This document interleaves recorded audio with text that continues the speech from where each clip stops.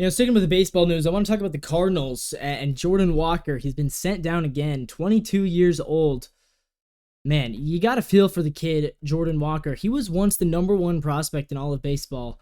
Here's how his career has gone so far. This season, 24 games, he hit 145 with a 228 on base, 232 slugging, 29 OPS plus. Last season, he was good. Played 117 games, 19 doubles, 16 homers, 276 batting average, 113 OPS plus. I think the Cardinals might have broken Jordan Walker, though, because they messed with his head last year. They really did mess with his head last year, sending him down when he was in the middle of a good hitting streak. I mean, as a 21-year-old, he looked like a productive member of that team, but right now, he just hasn't been. He hasn't been this season, and I think he was hurt for a good portion of the year. But it sucks for Jordan Walker. It sucks to see a kid who's been so good in the minor leagues, so good in college. He was so hyped up to struggle like this. Also being sent down is Nolan Gorman. Nolan Gorman, so unlike Walker, Walker had a negative .8 wins above replacement. Nolan Gorman has a this season a 0.4 wins above replacement. He's in the minor leagues now. He's been sent down to AAA. I believe AAA is in Louisville. Don't quote me on it.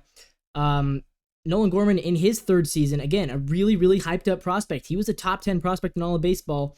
2022, 104 OPS plus. 2023, 116. This year, he has not been great. 203 batting average, 271 on base, 400 slugging for a 671 OPS.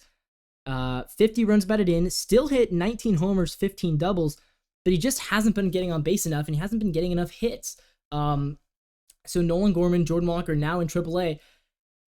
I don't love, especially for a team like St. Louis, where yes, you're 65 and 65. Yes, you technically have a chance at the postseason, but you really don't. I mean, let's not kid ourselves here. The Cardinals aren't making the playoffs this year. And I don't love that for a team with only a month and a half to go, less than that, basically a little bit more than a month to go. I don't love sending your former prospects, your young players down, even if they are struggling. I get it. If it's a postseason chase and you are really in it, then yes, by all means, send down your struggling players, get the best possible team you can assemble. I hate to say it, yeah, they're 5 games back and there's 30-something games to go. Could they make a run? Sure. If they go, 24-8 to end the season. Is that realistically going to happen? No, it's not. And the Braves are not going to fall off the cliff. And if they do, if the Braves fall off a cliff, the Mets are going to make the playoffs.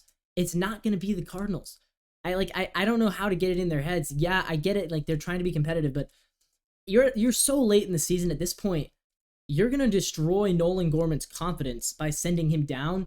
And now, instead of just maybe your team gets slightly better now, Nolan Gorman might never be the same guy that he's been. You got to let your players work through struggles when they're young. Well, if he's 34, it's a different story.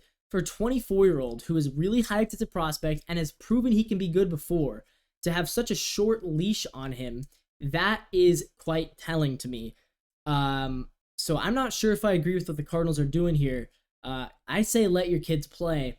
And let them work through their struggles in the major leagues. Don't mess with their heads, sending them up and down, up and down.